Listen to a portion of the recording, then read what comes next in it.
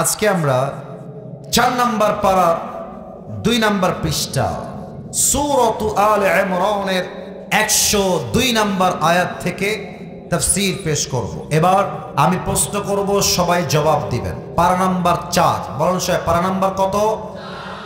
আসতে কেন? বলেন সবাই, পারা নাম্বার। পৃষ্ঠা নাম্বার ২। বলেন সবাই, পৃষ্ঠা নাম্বার। সূরাটার নাম হচ্ছে সূরাতু আলে ইমরান। বলেন সবাই, সূরাটার নাম। আয়াত সংখ্যা হচ্ছে ১০২। সাতক্ষীরার ভাইরা, জবান খুলে সবাইকে উত্তর দিতে হবে। সবাই বলেন, আয়াত নাম্বার কত? ১০০। আসুন আমরা তাফসীরে ফিরে যাই। মনে রাখবেন, যে কোনো আয়াতের তাফসীর পেশ করতে গেলে ৪টা বিষয় উল্লেখ করা সবচেয়ে বেশি জরুরি। আর কোথাও কোথাও আসছে ৫টি বিষয় উল্লেখ না করলে কোনো একটা আয়াতের তাফসীর কখনোই শেষ হবে না, কখনোই সম্পূর্ণ হবে না। ১, রাইট প্রোনাউন্সিয়েশন, সঠিক তেলাওয়াত। নাম্বার ২, রাইট ট্রান্সলেশন, সঠিক তর্জমা। Number ৩, what's the central theme of this Surah or of this আয়াত। প্রত্যেকটা আয়াতের অথবা প্রত্যেকটা সূরার মূল আলোচ্য বিষয় কি, এটা আপনাকে জানতে হবে। ৪ নাম্বার, আপনাকে জানতে হবে এই আয়াত কিংবা এই সূরার ব্যাখ্যা কি, তাফসীর কি। এবং সর্বশেষ ৫ নাম্বার, জানতে হবে what's the lesson that you have got from this surah, from this ayat. আপনি এই সূরার থেকে, এই আয়াত থেকে কি শিক্ষা পেয়েছেন। এই ৫টা বিষয় না জানলে কোনো আয়াতের তাফসীর কখনো সম্পূর্ণ হতে পারে, আরেকটু জোরে, সম্পূর্ণ হতে পারে। ঠান্ডা মাথায় আমি আমার আয়াত তেলাওয়াত শুরু করছি। আমার আয়াত তেলাওয়াত হবে, সকলেই কান খুলে দিল থেকে শ্রবণ করবেন। আউযু বিল্লাহি মিনাশ শাইতানির রাজীম। বিসমিল্লাহির রহমানির রহিম।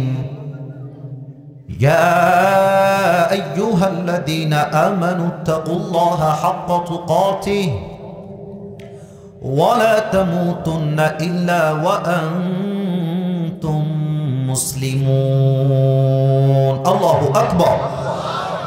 এটা হচ্ছে সঠিক তেলাওয়াত। আসুন আমরা তরজমায় চলে যাই। আল্লাহ তাআলা বলছেন, O you who believed, fear your Lord as he should be feared. হে ঈমানদারেরা, তোমরা আল্লাহকে ভয় করো, তবে ভয় করলেই চলবে না, ভয় করার মতো তোমারে ভয় করতে হবে। আদেশটা দিয়েছে একজন। বলেন সবাই, তিনি কে?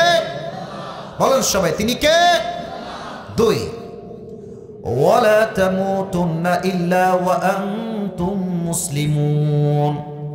Do not die except as a Muslim. Allah তাআলা বলছেন, মৃত্যু তোমাকে বরণ একদিন করতেই হবে, তবে প্রকৃতপক্ষের মুসলমান না হয়ে কবরে এসো না। এই ২টা মেসেজ এই আয়াতে রয়েছে। এই হচ্ছে আয়াতের মূল আলোচ্য বিষয়, এই হচ্ছে আয়াতের মূল তর্জমা। এবার আসুন আমরা ৪ নম্বরে চলে আসি, আয়াতের ব্যাখ্যা, তাফসীর। সাতক্ষীরার ভাইরা, আমার কথা বুঝতে কোনো সমস্যা হচ্ছে আপনাকে? কোনো কথা বুঝতে সমস্যা হচ্ছে আপনাদের? আসুন আমরা তাফসীরে চলে যাই। প্রথম মেসেজটাই হচ্ছে, আল্লাহ বলছে তোমরা আমাকে ভয় করো। জাস্ট ভয় করলেই চলবে না, ভয় করার মতো ভয় করতে হবে। এই ভয়কে আল্লাহ তাআলা আরবিতে হাইলাইট করেছেন ইত্তাকুল্লাহ। এর মূল মাদ্দা হচ্ছে তাকওয়া, মূল মাজদার আল্লাহকে ভয় করা। আচ্ছা, খেয়াল করা, তাকওয়ার সংজ্ঞা কি, তাকওয়া কাকে বলে? আমি তাফসীরে তাকওয়ার ২টা সংজ্ঞা পেয়েছি, ২টা তারিফ পেয়েছি। ওই ২টা বলবো, মন থেকে শুনবেন। ১, আচ্ছা, আমি সবাইকে ২টা অপশন দিব এই মুহূর্তে, ২টা অপশন দিচ্ছি। আচ্ছা, সাতক্ষীরার যে হসপিটাল আছে, আপনাদের সাতক্ষীরা হসপিটাল, কয় মিনিট লাগবে এখান থেকে যাইতে? কয় মিনিট আনুমানিক? হ্যাঁ, কই যে আব্বাজান, এই যে আব্বাজান বামে না? আব্বাজান আপনি উঠতে পারবেন না? আব্বাজান, আব্বাজান কোথায় যাচ্ছেন? আব্বাজান কাজ আছে আপনার, অত্যন্ত জরুরি কাজ না হলে বসে পড়েন আব্বাজান, আমার আবদার থাকলো আপনার কাছে। আর যদি কাজ অনেক জরুরি হয় যাবেন, মেহরবানি করে। কেউ যদি উঠে যায়, মুরব্বী বাদ দিয়ে যুবক উঠলেও লুঙ্গি টান দিয়ে ধরে বসায় দিবা আজকের মাহফিলে, ঠিক কিনা বলে? আমি 1000 বার বলেছি আমাকে 10টায় ওঠাও, 10:30টায় ওঠাও, আমার কথা আপনারা শোনেন নাই। তো যেহেতু শোনেন নাই, অতএব আমি আমার ওয়াজ করব, দোয়া না করা পর্যন্ত একটা আল্লাহর বান্দা এই মাঠ ছাড়তে পারবে না, ঠিক কিনা বলে? আচ্ছা, সাতক্ষীরার কাছে সদরে আমি আপনাকে একটা দোকান দিব। দোকানটার মাসিক আয় হবে সর্বোচ্চ 10 থেকে 15,000 টাকা আপনার লাভ, হালাল ইনকাম। অথবা আমি আপনাকে একটা রিক্সা কিনে দিব, আপনাকে সাতক্ষীরাতে রিক্সা চালাতে হবে। অথবা আমি আপনাকে একটা ভ্যান দিব, সেই ভ্যানটা আপনাকে চালাতে হবে। 1 নাম্বার অপশন। 2, আমি আপনাকে একটা বিশাল বড় সরকারি চাকরি দিব, চাকরির বেতন হবে 1 লাখ টাকা। তবে সরকারি চাকরি পেতে হলে আপনাকে প্রথমেই 10 লাখ টাকা ঘুষ দেওয়া লাগবে। আপনি যদি মুত্তাকি হন, আপনি কি বলবেন? আপনি বলবেন আমি ভ্যান চালায় খাবো, রিক্সা চালায় খাবো, ঝালমুড়ি বিক্রি করে খাবো, তবুও ঘুষের টাকায় চাকরি আমি করতে পারবো না, ঠিক কিনা বলে? 1 নাম্বার তাকওয়া মানে হারামকে ছাড়তে হবে, হালালকে ধরতে হবে, নাম্বার 1। নাম্বার 2, আচ্ছা শীতকাল গেল, সাতক্ষীরার ভাইরা আমার কথা বুঝলি উত্তর দেবেন সবাই মিলে। শীতকালে ফজরের পরে কুয়াশা থাকে কি থাকে না? আমার একটা গাড়ি আমি নিয়ে আসছি, যদিও বা গাড়িটা আমার নিজের গাড়ি না। নিজের গাড়ি যতবার নিয়েছি হয় অ্যাক্সিডেন্ট, নয় উল্টায় পড়ছি, পুরো গাড়ি ভেঙে গেছে। তো একজন ভাইয়ের গাড়ি আমি আজকে নিয়ে আসছি, মুন্না ভাই। আমি খুব খেয়াল করেছি সাতক্ষীরা যশোরে শীতকালে, আমার মনিরামপুরে একটা মাহফিল ছিল গত মাসে, যাওয়ার পথে কি পরিমাণ যে কুয়াশা, এত কুয়াশা যে আমি সামনে কিছুই দেখতে পাচ্ছি না। ইভেন গাড়ি চলছে 10-এ 20-এ, এত স্লো গাড়ি চলছে। আচ্ছা, কুয়াশার মাঝে আমরা কিছুই দেখি না। মনে করেন রাত বাজে 2টা, চতুর্পাশে কুয়াশা আর কুয়াশা, বাসার দরজা বন্ধ, জানালাও বন্ধ, সব বন্ধ। একজন যুবক মোবাইল ফোন বের করেছে, মোবাইল ফোন বের করে পর্নোগ্রাফি দেখছে। রাত বাজে 2টা, কুয়াশা দিয়ে পুরো রাস্তা ভরা, জানালা বন্ধ, দরজা বন্ধ। এ রাত 2টার সময় কেউ তাকে দেখে না, কেউ তাকে শোনে না, বাট তাকে দেখে একজন, শোনে একজন। বলেন সবাই তিনি কে? এটাই হচ্ছে তাকওয়া। একদিন এক যুবক আসছে আমার কাছে, আব্বাজান আমার এই কথাটা আব্বাজানরা যারা এসেছেন একটু শুনবেন, বিশেষ করে আব্বাজান যারা এসেছেন। এক যুবক এসে বলছে, হুজুর আমার একটা বাজে স্বভাব আছে। বললাম কি বাজে স্বভাব, আমাকে বলো, সমস্যা নাই। তো বলছে, হুজুর আমি রাত 2টা বাজলে 12টা বাজলে, আমি বলতে লজ্জা পাচ্ছি, আমার লজ্জা লাগছে বলতে, বাট আপনারা মাইন্ডে নেবেন না। যুবকটা বলছে, হুজুর আমি মোবাইল ফোনে উলঙ্গ ভিডিও না দেখলে আমার ঘুম আসে না। বলেন সবাই নাউজুবিল্লাহ। তো সেই দিন রাত বাজে 12টা 1টা, আমার বাসার বাবা মা ভাই বোন কেউ নাই। রাত বাজে 12টা বা 1টা, আমি মোবাইল ফোন বের করে অশ্লীল ভিডিও দেখা শুরু করেছি। হঠাৎ করে বাসার ভেতরে ঠাস করে একটা শব্দ হয়েছে। আমি ভাবলাম কি হলো রে, দৌড় দিয়ে উঠে গেছি, কানের হেডফোন খুলে ফেলেছি, মোবাইল ফোন বালিশের তলে ঢুকাই দিয়েছি। গেট খুলে গিয়ে দেখছি বাবাও আসে নাই, মাও আসে নাই, বাসা ফাঁকা। তবে একটা বিড়াল লাফ দিতে গিয়ে একটা গ্লাস নিচে পড়ে গেছে, আর ওই গ্লাস ভাঙার শব্দে আমি ঠাস করে চমকে উঠেছি। তখন আমার মাথায় চিন্তা আসছে, ইস, একটা বিড়ালের ভয়ে আমার দেহের প্রত্যেকটা অঙ্গ প্রত্যঙ্গ থরথর করে কাঁপছে। বাপ এই মুহূর্তে বিড়াল নয়, বাপ নয়, মা নয়, বাবা নয়, কেউ নয়। আমি যখন অন্যায় করি, রাতের আধারে সুদ খাই, ঘুষ খাই, প্রেম করি, পর্নোগ্রাফি দেখি, হারাম কাজ করি, আমাকে কেউ না দেখলেও দেখে একজন, বলেন সবাই তিনি কে? দিস ইজ কল্ড তাকওয়া। আপনারা বলেন তো 5 আগস্টের পূর্বে এখানে অনেক আওয়ামী লীগের লোক থাকতে পারেন। আমি কোনো রাজনৈতিক কথা বলার জন্য মাহফিলে আসি নাই, এটা আমি আগেই ক্লিয়ার রাখলাম। আমি কোনো রাজনৈতিক ব্যক্তিও নই। তবে আওয়ামী লীগ ভাই যদি কেউ থেকে থাকেন, শ্রদ্ধার সাথে বলবো, আপনারা তওবা করে আল্লাহর রাস্তায় ফিরে আসেন। আল্লাহর রাস্তায় আপনারা ফিরে আসেন। কারণ আমরা জানি এই দেশের মাটির থেকে যে পরিমাণ টাকা বিদেশে পাচার হয়েছে, পুরো দেশটাই দেউলিয়া হয়ে গিয়েছে। সাতক্ষীরার ভাড়া ঠিক কিনা বলে? এই কথা বলার পরে কেউ যদি উঠে যায়, বুঝবেন যে সে স্বৈরাচারের দালাল ছাড়া আর কিছুই হইতে পারে না, ঠিক কিনা বলে? আচ্ছা, আপনি ভাবেন আমাদের প্রধানমন্ত্রী যিনি পিএস ছিলেন, তিনি হেলিকপ্টার ছাড়া কোথাও যান না। আমাদের কাদের কাকা, আচ্ছা না আমি বলি, ওনার পিএস, ওনার ড্রাইভার ডুপ্লেক্স ফ্ল্যাটের মালিক। তার মানে বোঝা যায় যেই নেতার মাঝে আল্লাহর ভয় নাই, সেই নেতাকে ভোট দিলে পুরো দেশটাকে তার ডাকাতি করে, লুটপাট করে দেউলিয়া বানায় ছাড়বে, ঠিক কিনা বলে? এটাকে বলে আল্লাহর ভয়। আচ্ছা, আপনারা পাকিস্তানের একজন টপ ফেমাস স্কলার, নাম হলো, আমি দেখেছি একজন উঠে গেছে, হয়তো আব্বাজানের কোনো কাজ আছে। যাক, আব্বাজানের কোনো কাজ আছে আমি তাই ভাবলাম। তবে একজন আব্বাজান উঠলে ঠিক আছে, বাট আমার চোখে যদি কোনো যুবক পড়ে যায় যে উঠে গেছে, ওর পিঠের চামড়া একটাও থাকবে না আজকের মাহফিলে, ঠিক কিনা বলে?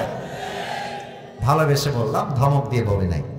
আচ্ছা, মাওলানা তারিক জামিল বাসা হচ্ছে পাকিস্তানে। আমি সেই দিন বসে বসে তাকওয়ার তাফসীর ঘাটছিলাম যে তাকওয়া, হ্যাঁ তারিক জামিল, তাকওয়া কাকে বলে, তাকওয়ার সংজ্ঞা আসলে কি। তো আমার সামনে মোবাইল ফোনে একটা ওয়াজ আসলো, এটা মাওলানা তারিক জামিলের একটা লেকচার ছিল। উনি পাকিস্তানের মানুষ, তার ভাষা বাংলা নয়, তার ভাষা হচ্ছে উর্দু ভাষা। উনি বললেন পাকিস্তানের একজন যুবক অসুস্থ হওয়ার পরে মেডিকেলে ভর্তি হয়েছে খ্রিস্টানদের মিশনারি হসপিটাল। আপনারা হয়তো জানবেন যে নার্সরা বেশিরভাগ সময় অনেক সুন্দরী হয়, এবং এয়ার হোস্টেস যারা, বিমানবালা যারা, তারাও বেশি সুন্দর হয়। তো ঠিক বলতে হবে না, আগে শোনেন। খুব জোশে উঠে গেছে তোমরা, তাই না? উপরে ফিটফাট, ভেতরে সদরঘাট, ঠিক কিনা বলে? আমি তাফসীরটাকে হাইলাইট করছি, কোনো নারীকে হাইলাইট করা আমার মূল উদ্দেশ্য নয়। যুবকটা প্রায় 7 দিন যাবত মেডিকেলে ভর্তি ছিল। বলেন সবাই কয়দিন? তোমরা কথা বলো সবাই, কয়দিন? তো তারিক জামিল বললেন 7 দিন পরে যখন যুবকটা মেডিকেল থেকে ছাড় পেয়ে যাবে, রিলিজ পেপার পাবে, একজন নার্স তার কাছে এসে দাঁড়িয়ে গিয়েছে। আমি একটা কথা আল্লাহর কসম বানিয়ে বলছি না, আমি যা শুনেছি এক্সাক্ট তাই বলছি। তারিক জামিল বললেন একজন নার্স যে খ্রিস্টান, যুবকের ডান পাশে দাঁড়িয়ে গেছে, হাতে তার পেপার, কাগজ রাখা আছে। যুবকটা বলছে, এটা কি আমার রিলিজ পেপার? আমি কি ছাড়া পেয়ে যাব আজকে? বলছে ইয়েস, এটা আপনার রিলিজ পেপার। তো মেয়েটা রিলিজ পেপার নিয়ে দাঁড়িয়ে আছে, বাট তাকে দিচ্ছে না, দাঁড়ায় আছে রোবটের মতো। তো যুবকটা বিনয়ের সাথে, আমার চেহারা দেখবেন সবাই, লুক অ্যাট মাই ফেস, কেউ যেন ডান বাম না থাকেন আমার দিকে। যুবকটা এক্স্যাক্টলি এইভাবে মাথা নিচের দিকে, মেয়ের দিকে সে এক চোখ তাকাচ্ছে না, মাথা নিচে। बहन जी आप मुझे कुछ बताना चाहती हो तो बता दे। বোন আপনি দাঁড়িয়ে আছেন কেন, কিছু বলবেন? কিছু বলবেন? বললে বলে ফেলেন। মেয়েটা বলছে আমি আপনাকে একটা কথা বলতে চাই, अगर आप मुझे इजाजत दे तो मैं बताना चाहती हूं। আপনি অনুমতি দিলে আমি বলে ফেলবো। যুবকটা বলছে ঠিক আছে, আপনি বলেন কি বলতে চান। তো মেয়েটা বলছে अगर आप मुझे इजाजत दे तो मैं आपसे शादी करना चाहती हूं। যদি আপনি অনুমতি দেন তবে আমি আপনাকে বিয়ে করতে চাই। এই কথা শুনে যুবকটা আকাশ থেকে জমিনে পড়েছে। আরে আমি হলাম মুসলমান, মেয়ে কি মুসলমান না খ্রিস্টান? আপনার আমার সাথে কথা কচ্ছেন না কিসের জন্যে? মুসলমানটা কি মেয়েটা কি মুসলমান না খ্রিস্টান বলেন? মুসলমান আর খ্রিস্টান বিয়ে কখনো জায়েজ হতে পারে না। তো যুবকটা বলছে आपका दिमाग तो ठीक है, आप एक ईसाई है, मैं एक मुसलमान हूं, हमारी शादी नहीं हो सकता। আপনি খ্রিস্টান, আমি মুসলমান, আমাদের বিয়ে অসম্ভব, অসম্ভব। তো মেয়েটা বলছে ये कैसे मुमकिन हो सकता है, সম্ভব হবে কেমনে? যুবক বলছে একটু পরে বলবো, আগে আমাকে একটা উত্তর দেন। এই মেডিকেলের ওয়ার্ডে এতগুলো যুবক ভর্তি আছে, আপনি কাউকে বিয়ে করতে চান না, আপনি আমাকেই কেন বিয়ে করতে চান? মেয়েটা বলছে এর একটা বিশেষ কারণ আছে, এটা আমার তাফসীরের সঙ্গে মিলবে। মেয়েটা ডাক দিয়ে বলছে আমি নার্স হিসেবে প্রায় 1 থেকে 2 বছর কাজ করছি, এই মেডিকেলের সবচেয়ে সুন্দরী নার্স হলাম আমি একজন একা, আমার মতো সুন্দরী আর কেউ নাই। আমি যখনই এই ওয়ার্ডে আসি পেশেন্ট দেখার জন্য, রোগী দেখার জন্য, আমি দেখি যে हर कोई मुझे ऐसे ऐसे घूम के देखता है कि कितनी हसीन और खूबसूरत लड़की यहाँ पे आई है। প্রত্যেকটা যুবক আমার দিকে ফেল ফেল করে তাকায় থাকে। কিন্তু আমি 7 দিন খেয়াল করলাম, 7 দিনের মাঝে একটা মুহূর্তের জন্য তুমি আমার দিকে চোখ তুলে কখনো তাকাও নাই। আমি ভাবলাম কিরে, সবাই আমাকে দেখে, এই যুবকটা কেন দেখে না? আমি গেলাম একজন পাদ্রীর কাছে, যিনি আমাদের ধর্মের একজন বিশেষজ্ঞ। বললাম একজন মুসলমান যুবক আছে, আমাকে সবাই দেখে, সবাই আমার চেহারার প্রশংসা করে, বাট সেই যুবকটা আমার দিকে চোখ তুলে কখনো তাকায় না, এর কারণ কি? তিনি আমাকে জবাব দিলেন, মুসলমানরা খুব ভালো করে জানে একজন বেগানা নারীর দিকে তাকানো স্পষ্ট হারাম, কিন্তু সে যদি মনে মনে দেখেও ফেলে, চোখ দিয়ে মজাও নেয়, কেউ না দেখলেও তাকে দেখবে একজন, আওয়াজ দিয়ে বলেন সবাই তিনি কে? আমি ভাবলাম যে যুবকটা তার আল্লাহকে এত ভয় পায়, ওই যুবকটা আমাকে বিয়ে করলে আমাকে কখনো ঠকাতে পারে না। আমি আপনাকে বিয়ে করতে চাই। তবে যুবকটা খুবই চালাক, খুবই চালাক। তারিক জামিল বললেন, যুবকটা মেয়েকে ডাক দিয়ে বলছে এক শর্ত পে मैं आपसे शादी करना चाहता हूं, একটা শর্ত আছে, মানলে বিয়ে করব। মেয়েটা বলছে কি শর্ত আমাকে বলেন? মেয়েটা বলছে শর্ত বলবেন, আমি রাজি আছি। যুবক বলছে अगर आप कलेमा पढ़ के मुसलमान हो जाए तो मैं आपसे शादी कर लूंगा।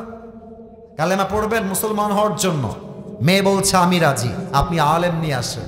আলেম এসেছে, কালেমা পড়িয়েছে, মেয়েটা জায়গায় মুসলমান হয়েছে। একজন খ্রিস্টান মেয়ে তাকওয়া দেখে আল্লাহর রাস্তায় ফিরে মুসলমান হয়ে গিয়েছে। সুবহানাল্লাহ বলেন সবাই। যাদের হৃদয়ে আছে আল্লাহর ভয়, তারা কভু পথ ভুলে যায় না। আল্লাহর প্রেম ছাড়া এই দুনিয়ায় কারো কাছে কোনো কিছু চায় না। ঠিক কিনা বলে? রাতের আধারে যারা সিজদাতে রয়, দু চোখের অশ্রুতে নদী যেন বয়। ছলনার হাত ছানি যতই আসুক, ছলনার হাত ছানি যতই আসুক, পেছনে ফিরেও সে তাকায় না। যাদের হৃদয়ে আছে আল্লাহর ভয়, তারা কভু পথ ভুলে যায় না। আল্লাহর প্রেম ছাড়া এই দুনিয়ায় কারো কাছে কোনো কিছু চায় না। ঠিক কিনা বলে? আচ্ছা, আপনারা সবাই আমাকে একটু দেখে বলবেন তো, আমি যেই পোশাকটা আজকে পরে আসছি সাদা, আমি জানি আপনারা অনেকে এই টেবিলের জন্য বামের ভাইয়ের আমাকে আহামরি দেখতে পাচ্ছেন না, একটু স্পেশাল মনে হচ্ছে না, একটু অস্পষ্ট মনে হচ্ছে, আমি জানি। তবুও আমার ডানের ভাইয়েরা বিশেষ করে জবান খুলে উত্তর দিবেন, আপনারা উত্তর দিবেন। আমি যেটা পরে আছি এটা কি পাঞ্জাবি না জুব্বা? আচ্ছা, ভয় কেন পাচ্ছেন আপনারা? কথা কম না কিসের জন্য? এটা পাঞ্জাবি না জুব্বা? আচ্ছা, পাঞ্জাবি দেখবেন এই হাঁটু পর্যন্ত আসে।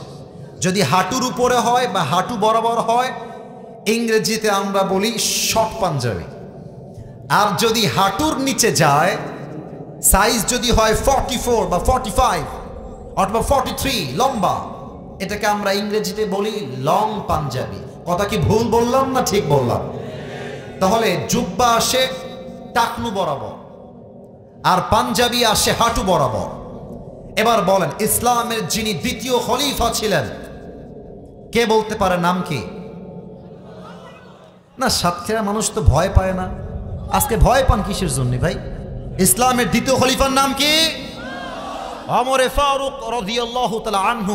আমি সাতক্ষীরার সাউন্ডে উত্তর পাই নাই। Let's repeat again. আবার প্রশ্ন করছি, ইসলামের দ্বিতীয় খলিফার নাম কি?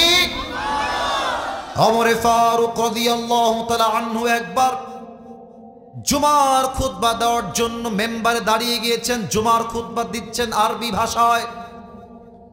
হঠাৎ করে একজন সাহাবী মাঝ থেকে দাঁড়িয়ে গিয়েছে, ডাক দিয়ে বলছে, ওমর, তোমার জুব্বা এত লম্বা কেমনে হলো? তোমার জুব্বা টাকনুর নিচে কেমনে আসলো? ওমর, তুমি কি রাষ্ট্রের টাকা মেরে খেয়েছো? ওমর, নাউজুবিল্লাহ পড়বেন না? দেখেন কত বাজে কথা ওমরের সামনে। বাট ওমর কি করছে? হাদিসে আসছে ফাদাহিকা। আমার দিকে তাকান, আমি অ্যাক্টিং করে অভিনয় করে বুঝাই দিচ্ছি। ওমর খুতবা পড়ছেন, নাহমাদুহু ওয়া নুসাল্লি আলা রাসূলিহিল কারীম। একজন দাঁড়িয়ে বলছে, ওমর, তোমার জুব্বা এত লম্বা কেন? তুমি কি রাষ্ট্রের টাকা মেরে খেয়েছো?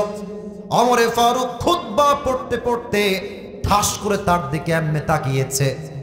এত বাজে কথা শোনার পরে সহ্য করার কথা নয়, কিন্তু ওমরে ফারুক তার দিকে এমনি তাকিয়ে ফাদাহিকা, জাস্ট একটা মুচকি হাসি দিয়েছেন, একটা ধমক তাকে দেন নাই। সুবহানাল্লাহ পড়বেন না আপনারা?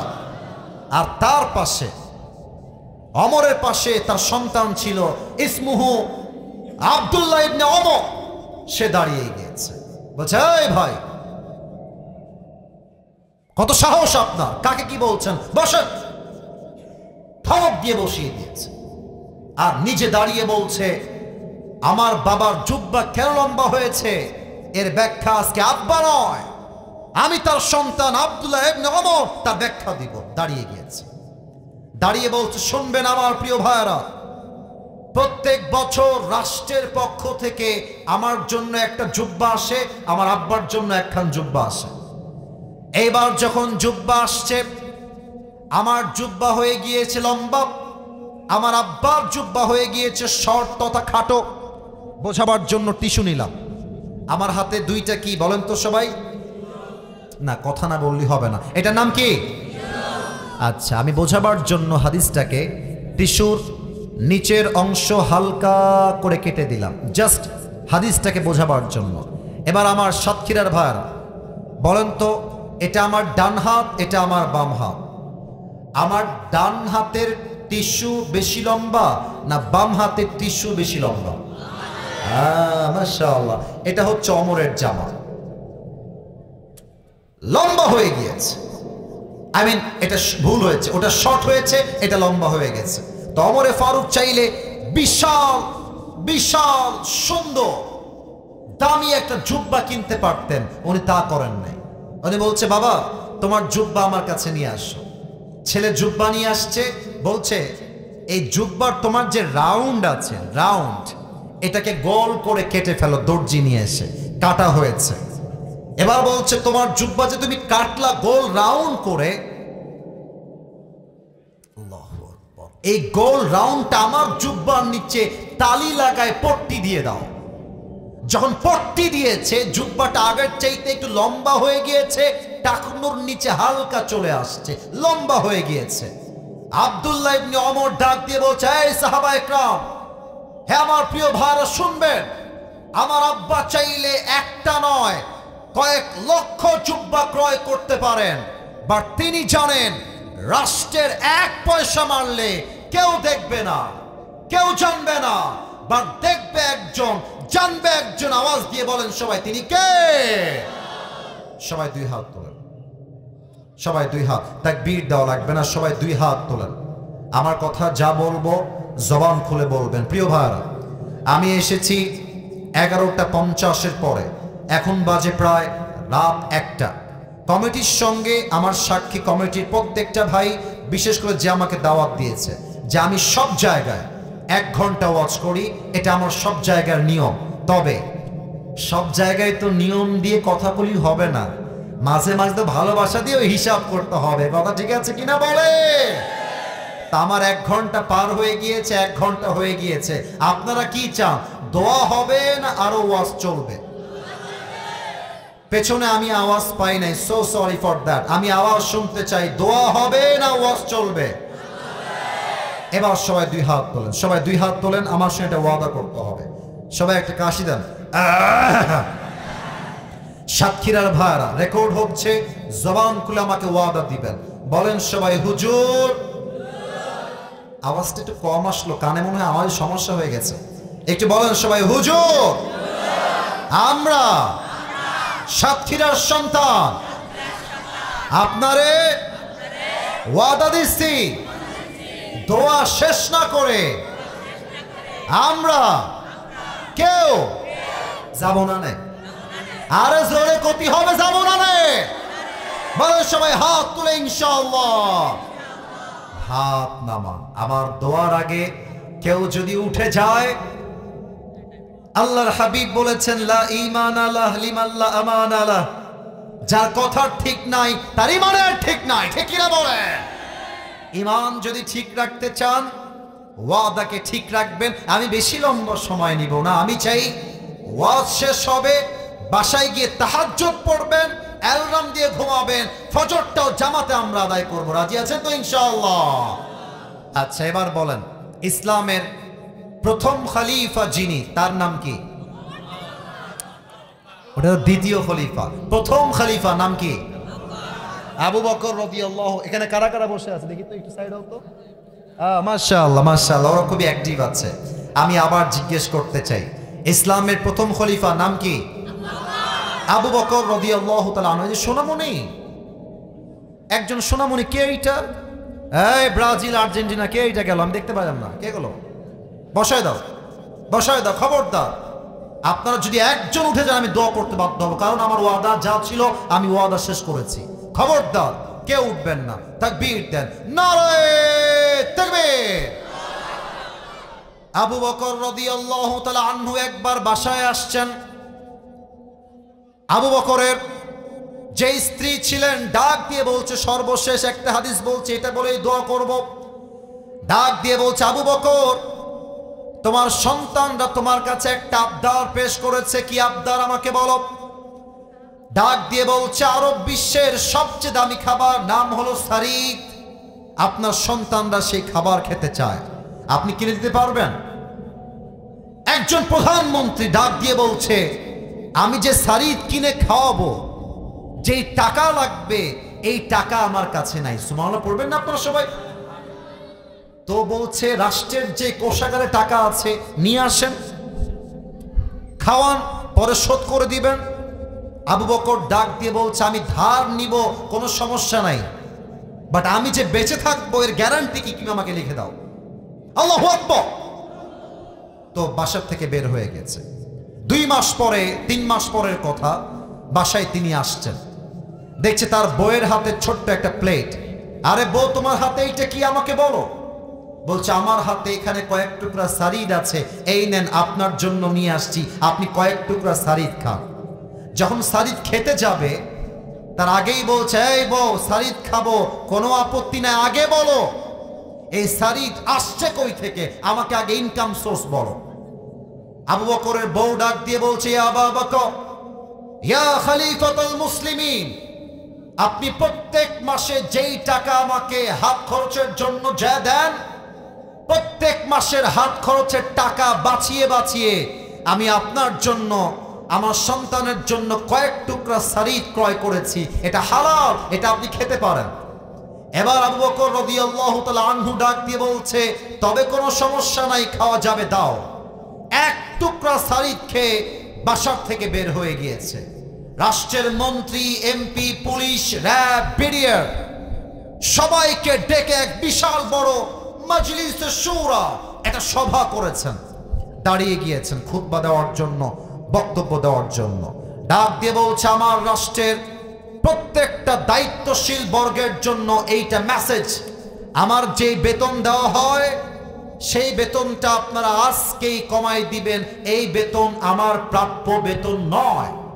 এবার একজন সাহাবী ডাক দিয়ে বলছে, ইয়া খলিফাতুল মুসলিমিন, বেতন যা আছে ঠিকঠাক আছে, বেতন তো দিন দিন বাড়বে, কমবে কেন? কারণ কি আমাদের সবাইকে বুঝায় বলেন। আবু বকর রাদিয়াল্লাহু তাআলা আনহু ডাক দিয়ে বলছে, তোমরা প্রত্যেক মাসে আমাকে যেই বেতনটা দাও, এই বেতন থেকে টাকা বাঁচিয়ে বাঁচিয়ে আমার স্ত্রী আমার জন্য, সন্তানদের জন্য শাড়ি ক্রয় করেছে, এটাই প্রমাণ। এর চাইতে কম বেতন হলেও আমি আবু বকরের সংসার আরামেই কেটে যাবে। সুবহানাল্লাহ পড়বেন না আপনারা সবাই? এক সাহাবী ডাক দিয়ে বলছে, ইয়া খলিফাতুল মুসলিমিন, মাত্র কয়েকটা টাকার ব্যাপার, এই বেতন যা আছে তাই থেকে যাক, এটা কমবে না, আপনি রাখেন এই বেতন, এটা আপনার প্রাপ্যের বেতন। আবু বকর ডাক দিয়ে বলছে, তুমি আমাকে জাস্ট একটা কথার গ্যারান্টি লিখে দাও, এই রাষ্ট্রের কয়েকটা টাকা আমি মেরে খাবো, রাষ্ট্রের হক নষ্ট করব, কিয়ামতের কঠিন দিনে আল্লাহ আমাকে বিচারের কাঠ গড়ায় যখন দাঁড় করাবে, তার সমস্ত দায়ভার তুমি নিবা, এইটা আমাকে লিখে দাও, এই বেতন আমি গ্রহণ করতে রাজি আছি। সঙ্গে সঙ্গে ওই সাহাবী মাথা নিচু করে বলছে, আফওয়ান আফওয়ান, হে খলিফাতুল মুসলিমিন, আপনি আমাকে মাফ করবেন, এইটা আমি আগে বুঝতে পারি নাই। এবার আবু বকর রাদিয়াল্লাহু তাআলা আনহু ডাক দিয়ে বলছেন, আমি সব সহ্য করতে প্রস্তুত আছি, বাট রাষ্ট্রের 1 টাকা মেরে খাবো, এটার জন্য কিয়ামতের কঠিন দিনে আমাকে বিচারের কাঠগড়ায় দাঁড়িয়ে হিসাব দেওয়া লাগবে, এইটার ভয় আমি চুল পরিমাণ বরদাস্ত করতে পারবো না। আল্লাহু আকবার। এই ভয় যদি আমার রাষ্ট্রের মন্ত্রীর মাঝে, প্রধানমন্ত্রীর মাঝে, এমপির মাঝে, মেয়রের মাঝে ভয় যদি ঢুকে যায়, আল্লাহর ভয়, আমি আপনাকে গ্যারান্টি দিয়ে বলতে পারবো আগামীকাল থেকে বাংলাদেশ চারামুক্ত বাংলাদেশ হয়ে যাবে। ঠিক কিনা বলেন? অতএব আগামীতে আমরা বাংলাদেশে স্পষ্ট ভাষায় বলছি, আমি জানি এই কথা বলার জন্য হয়তো আমাকে মাঝ রাস্তায় ইসলাম বিরোধী শক্তিরা আটকে ধরতে পারে, বাট আমি আমার জানকে বাজি রেখে বলতে চাই, আগামীর বাংলাদেশে প্রধানমন্ত্রী হবে, তবে আমরা সাতক্ষীরার সন্তানরা মুসলমান হিসেবে দাবি রাখতে চাই, আমরা আগামীর বাংলাদেশে কোন নারীকে ক্ষমতার চেয়ে সেকেন্ড টাইম আর দেখতে চাই না। 2 নাম্বার কথা বলে আমি আমার কথার শেষ ইতি টানবো। আমার সাতক্ষীরার ভাইরা, যদি আপনারা আমার সঙ্গে একমত হন, জবান খুলে আমাকে চিল্লায় অ্যাপ্রিশিয়েট করে আমাকে একমত জানাবেন। আগামীর রাষ্ট্রে এমন একজন প্রধানমন্ত্রী আমরা চাই, যেই প্রধানমন্ত্রী রাষ্ট্রের ব্যাপারে, দেশের ব্যাপারে, দেশের জনগণের পক্ষে বাংলাদেশের জাতীয় সংসদে দাঁড়িয়ে যেমন বক্তব্য দিতে পারবে, আমার দেশের প্রধানমন্ত্রী এতটা যোগ্যতা সম্পূর্ণ হবে, তিনি চাইলে জাতীয় মসজিদ বাইতুল মুকাররমে দাঁড়িয়ে জুমার খুতবা দেওয়ার যোগ্যতা রাখবে। হাত তুলে বলেন সবাই, ঠিক কিনা?